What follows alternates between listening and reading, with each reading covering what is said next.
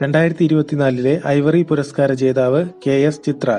2025 ജനുവരിയിൽ അന്തരിച്ച ലത്തീൻ ഭാഷയിൽ പ്രസിദ്ധീകരിച്ച ഹോർത്തൂസ് മലബാറിക്കൂസ് ഇംഗ്ലീഷിലേക്കും മലയാളത്തിലേക്കും വിവർത്തനം ചെയ്ത സസ്യശാസ്ത്രജ്ഞൻ ഡോ. കെ.എസ്. മണിലാൽ.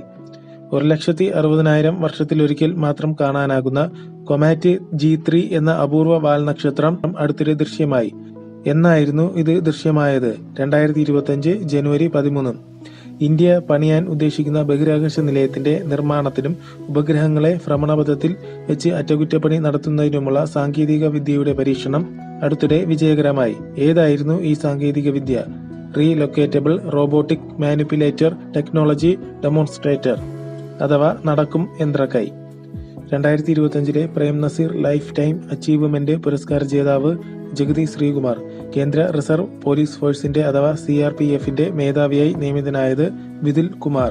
2025 ജനുവരിയിൽ അന്തരിച്ച അമേരിക്കയുടെ 39ാമത് പ്രസിഡന്റ് ജിമ്മി കാർട്ടർ. 100 വയസ്സുവരെ ജീവിച്ച ഏക അമേരിക്കൻ പ്രസിഡന്റാണ് ജിമ്മി കാർട്ടർ. അടുത്തിടെ 2023 JC ഡാനിയൽ ഫൗണ്ടേഷന്റെ ചലച്ചിത്ര പുരസ്കാരങ്ങൾ പ്രഖ്യാപിക്കുകയുണ്ടായിരുന്നു. മികച്ച സിനിമയെ തിരഞ്ഞെടുത്തത് 2018. മികച്ച സംവിധായകൻ അഖിൽ സത്യൻ, മികച്ച നടൻ ടൊവിനോ തോമസ്, മികച്ച നടി അഞ്ജന ജയപ്രകാശ്, മികച്ച ഗായിക B. Arundhati. Kerala motor transport ക്ഷേമനിധി ബോർഡിന്റെ ഇടപാടുകാരെ സഹായിക്കാൻ തയ്യാറാക്കിയ AI റിസപ്ഷനിസ്റ്റ് കെല്ലി. 78ാമത് സന്തോഷ് ട്രോഫി ഫുട്ബോൾ ചാമ്പ്യൻഷിപ്പ് കിരീട ജേതാക്കൾ പശ്ചിമ ബംഗാൾ.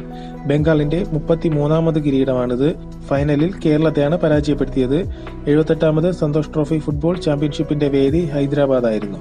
ഇന്ത്യയിലെ ആദ്യത്തെ ഫ്ലൈയിംഗ് ടാക്സി പ്രോട്ടോടൈപ്പ് ശൂന്യ. ഇന്ത്യയിലെ ആദ്യ ഓർഗാനിക് ഫിഷറീസ് ക്ലസ്റ്റർ നിലവിൽ വന്നത് സിക്കിം.